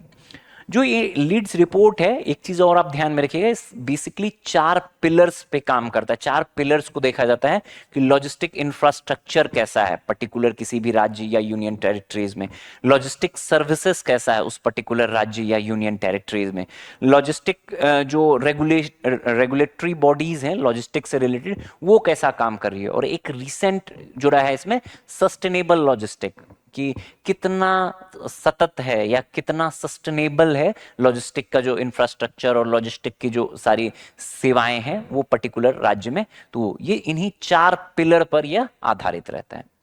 क्लियर है? बढ़ें अगले प्रश्न पर। अगला प्रश्न है प्रश्न संख्या 57। ये पूछ रहा है नवंबर 2025 में, ये कुछ डाटा दिया गया है इसमें WPI और CPI में। WPI के संदर्भ में कहा गया है कि डिफ्लेशन की स्थिति रही है और CPI में इन्फ्लेशन की स्थिति रही है, ठीक है।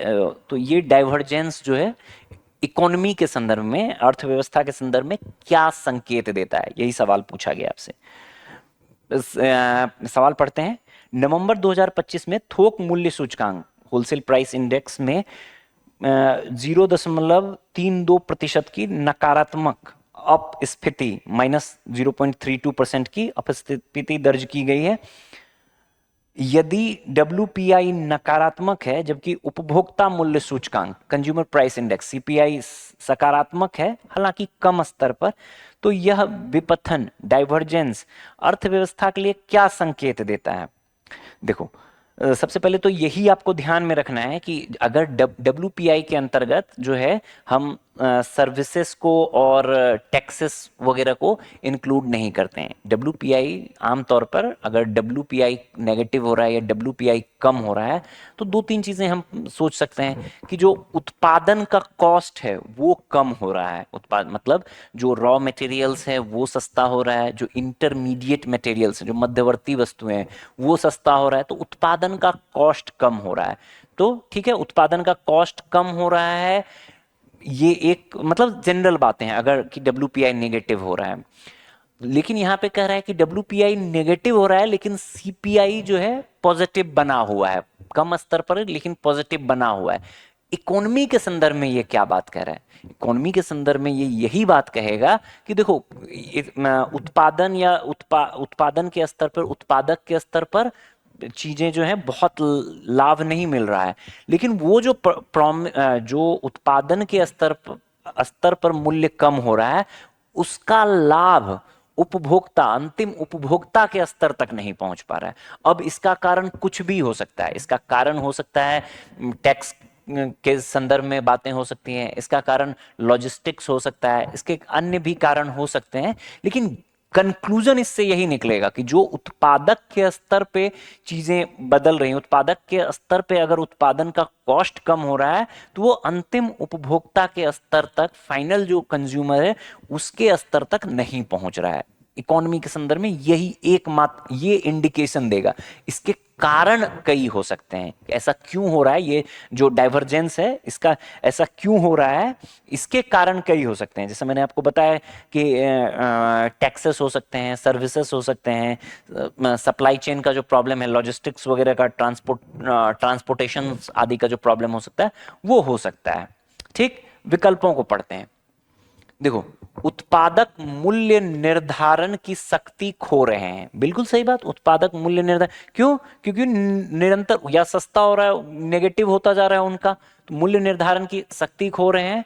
और इनपुट लागत में आई कमी की, इनपुट लागत मतलब मैंने बताया ना, रॉ मटेरियल्स या मध्यवर्तीय वस्तु, जो इनपुट्स किसी चीज को बनाने में जो इनपुट लागत है उसमें जो कमी आई है, सपोज करो उसके प्राइस में जो कमी आई है, उसका लाभ उपभोक्ताओं तक नहीं पहुंच पा रहा है, अंतिम जो फाइनल कंज्यूमर्स हैं उस तक। सीपीआई इसीलिए सीपीआई पॉजिटिव में बना हुआ है, डब्ल्यूपीआई नेगेटिव में बना हुआ है। तो डब्ल्यूपीआई में जो भी कारण से कम हो रहा है, डब्ल्यूपीआई या तो इनपुट उसका कम हो रहा है, ठीक है, जो लागत का खर्च है वो कम हो रहा है, या ओवर प्रोडक्शन हो रहा है, ओवर प्रोडक्शन हो रहा है, प्रोडक्शन कम नहीं हो रहा, ओवर प्रोडक्शन हो रहा है, तो भी डब्ल्यूपीआई गिरेगा। तो इसका लेकिन फायदा नहीं मिल पा रहा है कंज्यूमर्स को, फाइनल कंज्यूमर्स को, यही इंडिकेट कर रहा है। तो विकल्प ए जो है यही सही उत्तर है। अन्य विकल्पों को देखो, सेवा क्षेत्र में अति मुद्रास्फीति हाइपर, जबकि विनिर्माण क्षेत्र में मंदी है, निश्चित तौर पे नहीं कह सकते हैं, संभावना हो सकती है, निश्चित तौर पे नहीं कह सकते हैं।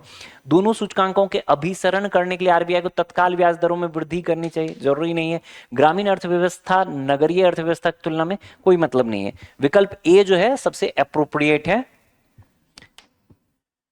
बढ़े अगले प्रश्न पर। अगला प्रश्न जो है अगेन फैक्चुअल इंफॉर्मेशन पे बेस्ड है, वर्ल्ड बैंक से संबंधित है। वर्ल्ड बैंक की जो एफिलिएट्स या सब्सिडरीज हैं, 5 सब्सिडरीज हैं, उसी में से 4 यहां दिया गया है, और उसके अलग अलग जो फंक्शन है, उसका उद्देश्य या कार्य जो क्षेत्र है उसके बारे में बात दिया गया है कि ये क्या काम है, ठीक है। जैसे आईबीआरडी जो international bank for reconstruction and development है, उसका मैंडेट क्या है, उसका मूल उद्देश्य क्या है। जो आईडीए है, अंतर्राष्ट्रीय विकास संघ जो डेवलपमेंट एसोसिएशन है, उसका क्या है। जो अंतर्राष्ट्रीय वित्त निगम है, इंटरनेशनल फाइनेंस कॉरपोरेशन, उसका क्या है। और अंतर्राष्ट्रीय निवेश विवाद निपटान केंद्र जो है उसका क्या है। 5 जो वर्ल्ड बैंक की, जो विश्व बैंक की सब्सिडरी है, विश्व बैंक संस्था जो हम बोलते हैं, जब भी हम विश्व बैंक बोलते हैं तो उसकी 5 एफिलिएट्स, 5 संस्थाओं से मिलकर विश्व बैंक बनता है। उन सब 5 संस्थाओं के अलग अलग मैंडेट, उद्देश्य या कार्य क्षेत्र हैं, उसी के बारे में ये बेसिक फैक्चुअल प्रश्न है, उसी से संबंधित है। ये स्लाइड मैंने एक शेयर कर दिया है आपके साथ, आप इसको देख लेना। जो 5 संस्थाएं हैं वर्ल्ड बैंक की, एक तरफ संस्थाओं का नाम है और दूसरी तरफ उनके मैंडेट्स हैं, ठीक है। तो एकदम बेसिक फैक्चुअल इंफॉर्मेशन है, आई होप आपको पता होगा।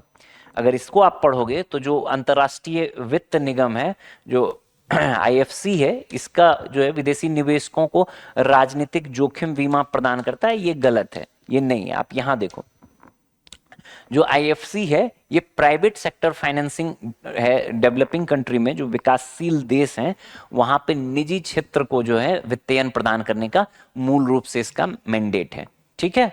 बाकी सारा देखोगे आप सही मैच किया हुआ है। तो ये जो विकल्प सी है, आपसे पूछा ही कि कौन सा सही, सुमेलित नहीं है, बाकी सभी सुमेलित हैं। आईएफसी जो है ये प्राइवेट फाइनेंसिंग, डेवलपिंग कंट्रीज में प्राइवेट फाइनेंसिंग को लेकर रिस्पॉन्सिबल है, इसका मैंडेट ये है। क्लियर। बढ़े अगले प्रश्न पर। अगला प्रश्न है प्रश्न संख्या 96। ये जो है आपको गोल्ड ईटीएफ और डिजिटल गोल्ड को लेकर है। इसमें आपको 3 स्टेटमेंट दिया गया है और दोनों के कंपैरिजन पे पूछा गया है, अंतर, दोनों का अंतर क्या है, गोल्ड ईटीएफ और डिजिटल गोल्ड में क्या अंतर है। स्वर्ण ईटीएफ, गोल्ड ईटीएफ और डिजिटल गोल्ड के बीच निम्नलिखित अंतरों पर विचार कीजिए।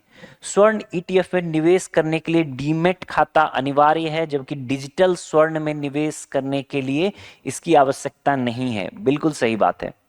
देखो, इससे पहले कि सवाल पे बढ़ें, सबसे पहले तो आप ये ध्यान में रखना कि ये सवाल पूछा क्यों है। हाल के दिनों में आप देखोगे ये जो डिजिटल गोल्ड है, डिजिटल गोल्ड या ई गोल्ड बोलते हैं,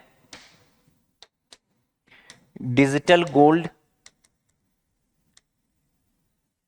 या ई गोल्ड भी बोल देते हैं, काफी पॉपुलर हुआ है।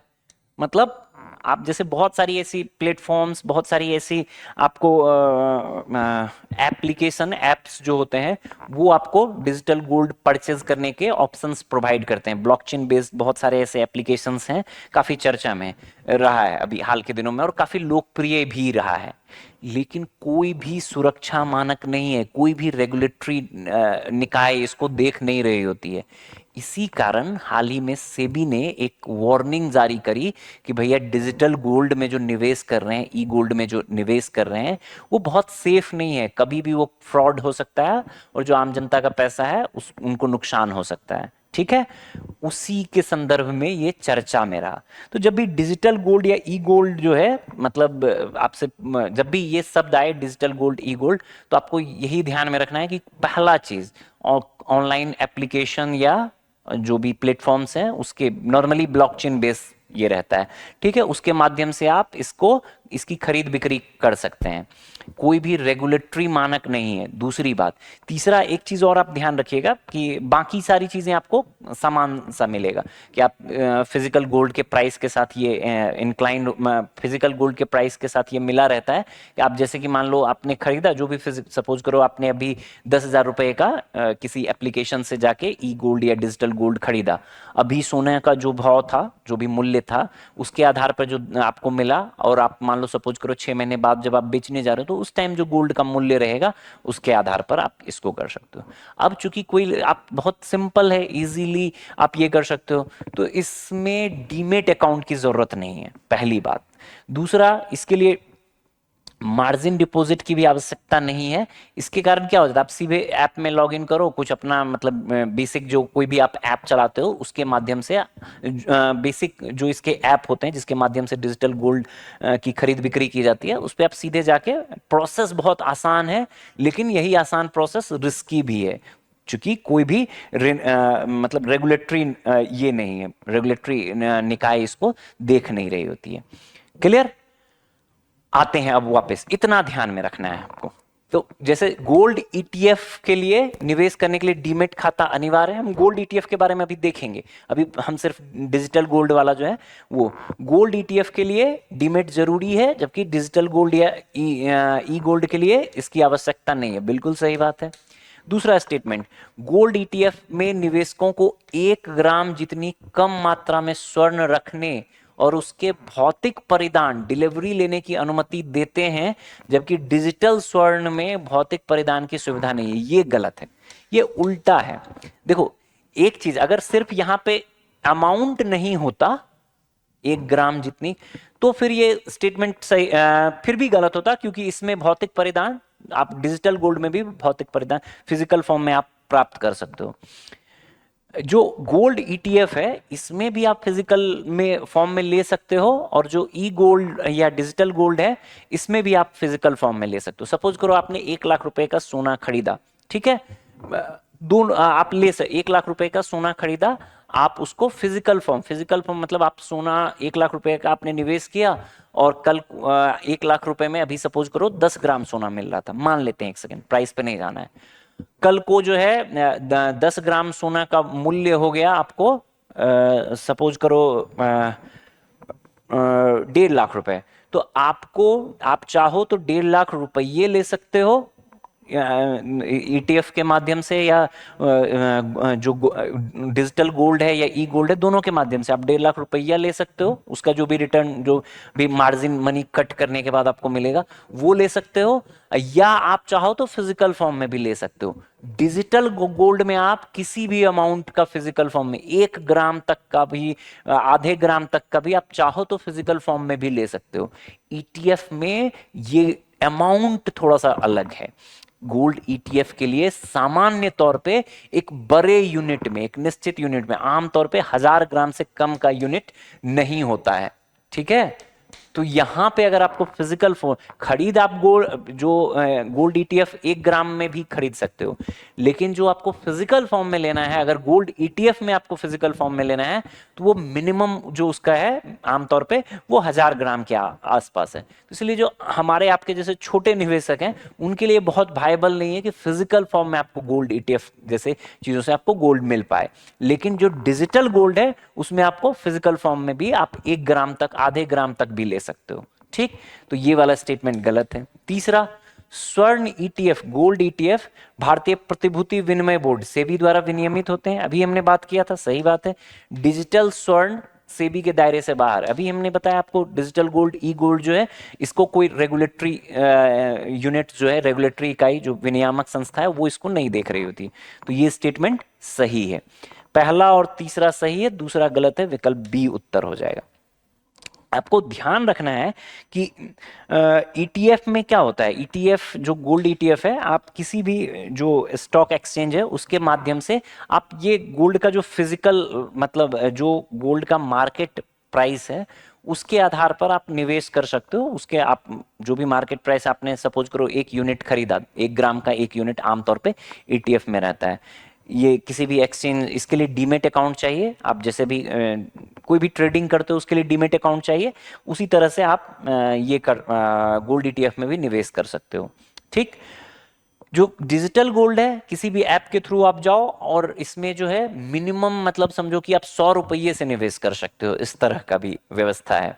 गोल्ड ईटीएफ में नॉर्मली जो है 1 ग्राम से कम का नहीं। सपोज करो कि अगर 1 लाख रुपए तोला है सोना, यानी कि 10 ग्राम सोने का प्राइस जो है 1 लाख रुपए है, तो आपको मिनिमम जो है 10,000 रुपए का निवेश करना पड़ेगा। ठीक, थोड़ा जटिल है, थोड़ा विनियामक दायरे में है, तो तुलनात्मक रूप से उतना इजी नहीं है, मतलब इसको यूज करना। जैसे आप नॉर्मल ट्रेडिंग करते हो उस तरह की चीजें आपको डीमेट अकाउंट्स वगैरह रखना पड़ेगा, इसीलिए ये जो है सिक्योरिटी नेट के तहत भी आ जाता है। ठीक है, मार्जिन मनी का भी थोड़ा अंतर होता है, तो ये सारे डिफरेंसेस आपको ध्यान में रखना है। तो सेबी ने कहा है कि भैया आप गोल्ड ईटीएफ में करो, आपने सुना होगा गवर्नमेंट का सोवरेन गोल्ड बॉन्ड, आप उसके माध्यम से निवेश कर सकते हो। इस तरह के जो सेफ इंस्ट्रूमेंट्स हैं गोल्ड में निवेश के, उसको अपनाओ, ना कि डिजिटल गोल्ड या ई गोल्ड को। इसीलिए ये चर्चा में था। अगला प्रश्न, अगला प्रश्न है प्रश्न संख्या 97। ये है आपको बैंक में जो आपके पैसे जमा रहते हैं, बहुत सारे ऐड आते हैं, ये भी कॉमन, मतलब इतने सारे एड्स आते रहते हैं। आप कोई भी ऐप वगैरह खोलो, मूवीज वगैरह देखो, उसमें भी आते रहते हैं। एक इनिशिएटिव है आरबीआई का, आपकी पूंजी आपका अधिकार, मतलब बेसिकली ये जो वित्त मंत्रालय है उसका जो फाइनेंशियल सर्विसेज डिपार्टमेंट है, ठीक है, वित्तीय सेवा प्रभाग है, उसके द्वारा योर मनी योर राइट, आपका, आपकी पूंजी आपका अधिकार, एक इनिशिएटिव लिया गया है, उसी पे आधारित ये प्रश्न है। प्रश्न है, यदि बैंक में जमा राशि पर लंबे समय तक दावा नहीं किया जाता है तो निम्नलिखित में कौन से परिणाम होंगे। पहला है, बैंकों को एक निश्चित अवधि के बाद भारत की संचित निधि में धन हस्तांतरित करना होता है। और दूसरा है, बैंक द्वारा दावा ना की गई जमा राशि को हस्तांतरित कर देने के बाद जमाकर्ता के पास उस राशि पर दावा करने का अधिकार नहीं रह जाता है। देखो, दोनों ही गलत है। अभी मैंने आपको बताया ये सवाल पूछा किस पे है, आपकी पूंजी आपका अधिकार,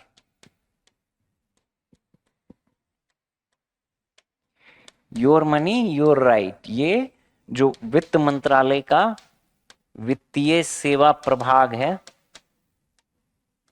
उसका एक इनिशिएटिव है। मतलब बहुत सारे लोगों के, जितने भी फाइनेंशियल इंस्टीट्यूशंस हो सकते हैं, केवल बैंक के लिए नहीं है। आप समझो बैंक हो गया, इंश्योरेंस कंपनी हो गया, पेंशन फंड हो गया, मल्टीपल, कहीं भी आपके किसी भी व्यक्ति का पैसा कोई भी चीज है बैंक में, मान लो सेविंग, एक बैंक में भी मल्टीपल ऑप्शंस हो सकते हैं, सेविंग हो सकता है, एफडी आरडी हो सकता है, आपके पिताजी आपके दादाजी ने जमा करा हो, कुछ भी हो सकता है, किसी भी, कोई भी पैसा डूबेगा नहीं। वो पैसा, जो भी पैसा होगा उस पर अंतिम अधिकार किसका होगा, वो उस पर्टिकुलर व्यक्ति का या उसके जो वैधानिक उत्तराधिकारी, लीगल हेयर जो होंगे, उनका अधिकार होगा। ठीक है। एक आकलन के अनुसार लगभग 1 लाख करोड़ जो है अनक्लेम्ड, 1 लाख करोड़ रुपया अनक्लेम्ड है इन फाइनेंशियल इंस्टीट्यूशंस में। पिछले 2 महीने में, ये अक्टूबर में स्टार्ट किया गया है आपकी पूंजी आपका अधिकार, और इस दरमियान जो है 2.5-3 महीने में आप समझो कि लगभग 2,000 करोड़ रुपया जो है जो वैध उत्तराधिकारी थे या वैध व्यक्ति थे जिनका पैसा एक तरह से अनक्लेम्ड पैसा था, उनको दिया गया है। ठीक। अब सबसे पहले तो यही ध्यान में रखना है, कोई भी पैसा आपका डूबेगा नहीं। किसी भी फाइनेंशियल इंस्टीट्यूशन में है आपका, आपके पिताजी, आपके दादाजी, किसी के भी नाम पर हो पैसा, आपको सिर्फ अपना वैधानिक ये स्थापित करना है उस इंस्टीट्यूशन के माध्यम से, उस इंस्टीट्यूशन में जाके कि आप उसके वैधानिक उत्तराधिकारी हो, तो आपको वो पैसा मिलेगा। ठीक। ये तो बेसिक जनरल सी बात हो गई आपकी पूंजी आपका अधिकार को लेके। यहां पे जो बात कहा गया है कि बैंकों के संदर्भ में कहा गया कि मान लो कि बैंकों में आपने कोई भी पैसा जमा करा, ठीक है, और वो भूल गए। आमतौर पर आप मान लो कि अनक्लेम्ड, अनक्लेम्ड कहने का मतलब कि उस पैसा पे आप क्लेम नहीं कर रहे हो। कितने टाइम तक? नॉर्मली 10 साल, 10 इयर्स या उससे अधिक टाइम, 10 साल या उसके बाद के समय में अगर कोई पैसा बैंकों में, आप एफडी, आरडी, सेविंग अकाउंट्स, किसी भी तरह का पैसा हो, अगर वो क्लेम नहीं किया जाता है तो उस पैसे को लेकर वो पैसा जो है आपको डीईए में चला जाता है। जो डीईए है ये मतलब आपको आरबीआई का एक, मतलब समझ लो एक स्पेशल डीए फंड बनाया गया है आरबीआई द्वारा, depositor education awareness fund, DEA fund, याद रखिएगा इसको, डिपॉजिटर एजुकेटर फंड। मतलब इसमें डीईए फंड में जो है ये पैसा चला जाए, depositor education and awareness fund है, उसमें जाता है 10 साल या उसके बाद। ये आरबीआई इसको देखती है, बैंक के अंतर्गत सभी बैंकों का जो रेगुलेटरी निकाय है वो आरबीआई है। तो ये पैसे जो बैंकों में जमा है वो अनक्लेम्ड रह गया कितने टाइम तक? 10 साल या उससे अधिक समय। वो पैसा कहां चला जाएगा? डीईए फंड में, depositor education and awareness fund में चला जाएगा। लेकिन आप कभी भी क्लेम कर सकते हो, कोई टाइम लिमिट नहीं दिया गया है कि आप 10 साल या 12 साल में ही कर सकते हो, 5 साल में ही कर सकते हो, या एक बार पैसा वहां चला गया तो आपको नहीं मिलेगा। नहीं, आप कभी भी क्लेम कर सकते हो। आरबीआई ने एक उद्गम पोर्टल लॉन्च किया है, ये भी ध्यान रखिएगा। इसी आपकी पूंजी आपके अधिकार के लिए उद्गम पोर्टल लॉन्च किया है, उसके माध्यम से आप ये जो भी आपका अनक्लेम्ड, आपका या आपके किसी भी परिवार में व्यक्ति का पैसा फंसा रह गया है, लंबे समय से अनक्लेम्ड रह गया है, तो आप वो ले सकते हो। बस इतना ध्यान रखना था। अब देखो दोनों स्टेटमेंट गलत हो जाएगा। पहला कह रहा है बैंकों को एक निश्चित अवधि के बाद भारत की संचित, कहीं पे भारत की संचित निधि है नहीं, डीईए फंड में देना है, हस्तांतरित करना है, तो गलत हो जाएगा पहला। दूसरा देखो, दूसरा कह रहा है बैंक द्वारा दावा ना की गई जमा राशि को स्थानांतरित कर दिए जाने के बाद जमाकर्ता के पास उस राशि पर दावा करने का अधिकार नहीं रह जाता। नहीं भाई, कभी भी दावा कर सकते हैं, कोई टाइम लिमिट नहीं, कोई भी टाइम लिमिट नहीं है। ठीक। पूछा है कौन सा सही है, दोनों में से कोई नहीं, डी।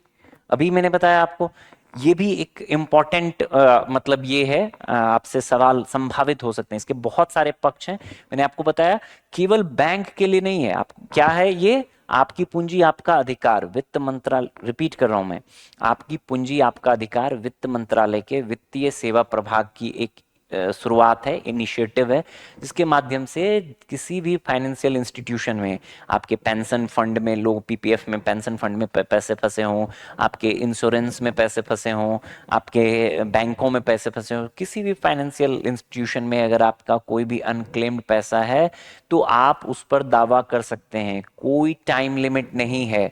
ठीक है। एक आकलन के हिसाब से 1 लाख करोड़ से अधिक अनक्लेम्ड अमाउंट आम जनता का फंसा हुआ है। ठीक है। ये इनिशिएटिव लाया क्यों गया है? ट्रस्ट बिल्डअप हो लोगों का, ऐसा ना लोग जो ऑर्गेनाइज्ड फाइनेंशियल इंस्टीट्यूशंस हैं उसके तरफ ये रहे, ऐसा नहीं। इससे क्या एक मैसेज जाएगा कि भाई आपका पैसा डूबेगा नहीं। कितने में आपके दादाजी ने भी जमा किया हो, अगर आप उनके लीगल वारिश हैं, आपके पास डॉक्यूमेंट्स है, आप लीगली ये चीज बताओ कि आप हो, तो कितने 25 साल से भी अनक्लेम्ड है, तो आप जाके उसको क्लेम कर सकते हो। ठीक। अब अलग अलग चीजों के लिए, जैसे कि आप बैंकिंग सिस्टम के लिए जो भी हो जाएगा, तो वो आपको रेगुलेटरी बॉडी आरबीआई हो जाएगी। जो भी आपको इंश्योरेंस वाला हो जाएगा तो आईआरडीए हो जाएगी। पेंशन से संबंधित पीएफआरडीए हो जाएगा। इसी तरह जितने भी फाइनेंशियल इंस्टीट्यूशन है उसका जो रेगुलेटरी बॉडी है वो उसका काम करेगी, इस अलग अलग पोर्टल बनाकर लोगों को सहयोग करेगी। किस चीज के लिए? ताकि वो उनका जो भी अनक्लेम्ड पैसा है वो मिल पाए। ठीक। यहाँ पे आरबीआई के संदर्भ में, यहाँ पे बैंकों के संदर्भ में पूछा गया था, तो मैंने आपको उद्गम पोर्टल बता दिया, आरबीआई बता दिया, डीईए फंड बता दिया, और कोई भी टाइम पीरियड नहीं है। आमतौर पे अनक्लेम्ड किसको माना जाता है कि 10 साल से कोई क्लेम नहीं आया, 10 साल या उससे अधिक समय से। क्लियर है? ध्यान में रखिएगा। यहां देखो यही चीज है, bank deposit, insurance, share, dividend, mutual fund, pension, कहीं पे भी होगा योर मनी योर राइट, आपका पैसा आपका अधिकार। 2000 करोड़ अभी दिया गया है, बताया मैंने आपको। लगभग जो है 1 लाख करोड़ के आसपास ये अनक्लेम्ड है। ठीक है, बताया था मैंने आपको। अनक्लेम्ड क्या है उसके बारे में बताया गया है। चलिए, अपने ये इकोनॉमी सत्र का जो अंतिम प्रश्न है, प्रश्न संख्या 98 है। ये आईपीओ और एफपीओ के बारे में और प्राइमरी और सेकेंडरी मार्केट के बारे में सवाल है। बहुत ही आसान सवाल है, लगभग हर अनुभव में एक सवाल होता है, बहुत ही बेसिक डिफरेंस पे सवाल है। एसेरेशन रीजन टाइप सवाल है। पहला कथन है, आरंभिक सार्वजनिक निर्गम, जो इनिशियल पब्लिक ऑफरिंग होता है, आईपीओ होता है, आरंभिक सार्वजनिक निर्गम या इनिशियल पब्लिक ऑफरिंग आईपीओ प्राथमिक बाजार में आयोजित की जाती है, जबकि अनुवर्ती सार्वजनिक निर्गम एफपीओ जो फॉलो अप पब्लिक ऑफर है वो द्वितीयक बाजार में आयोजित किया जाता है। दूसरा स्टेटमेंट है, आईपीओ के माध्यम से किसी कंपनी के शेयर पहली बार स्टॉक एक्सचेंज में सूचीबद्ध होते हैं, जबकि एफपीओ पहले से सूचीबद्ध कंपनी द्वारा जारी किया जाता है। बहुत ही बेसिक सवाल है। अब देखो आईपीओ की अगर हम बात करें, सही बात है, पहली बार कोई कंपनी अगर अपना शेयर, पहली बार कंपनी ने अपना शेयर जारी किया है, मतलब पहली बार कंपनी लिस्टेड ही हुई है। आईपीओ सूचीबद्ध, पहली बार सूचीबद्ध, पहली बार सूचीबद्ध हुई है। ठीक है, इनिशियल पहली बार सूचीबद्ध हुई है और पहली बार कोई अपना शेयर जारी किया है। एफपीओ फॉलो अप, कोई सूचीबद्ध कंपनी द्वारा जो फिर से शेयर जारी किया जाएगा उसको एफपीओ कहते हैं। सही सही बात है। दूसरा स्टेटमेंट पढ़ो, क्या कह रहा है, आईपीओ के माध्यम से किसी कंपनी के शेयर पहली बार स्टॉक एक्सचेंज में सूचीबद्ध होते हैं। ठीक, जबकि एफपीओ फॉलो अप पहले से सूचीबद्ध कंपनी द्वारा जारी किए जाते हैं। बिल्कुल सही बात है दूसरा स्टेटमेंट।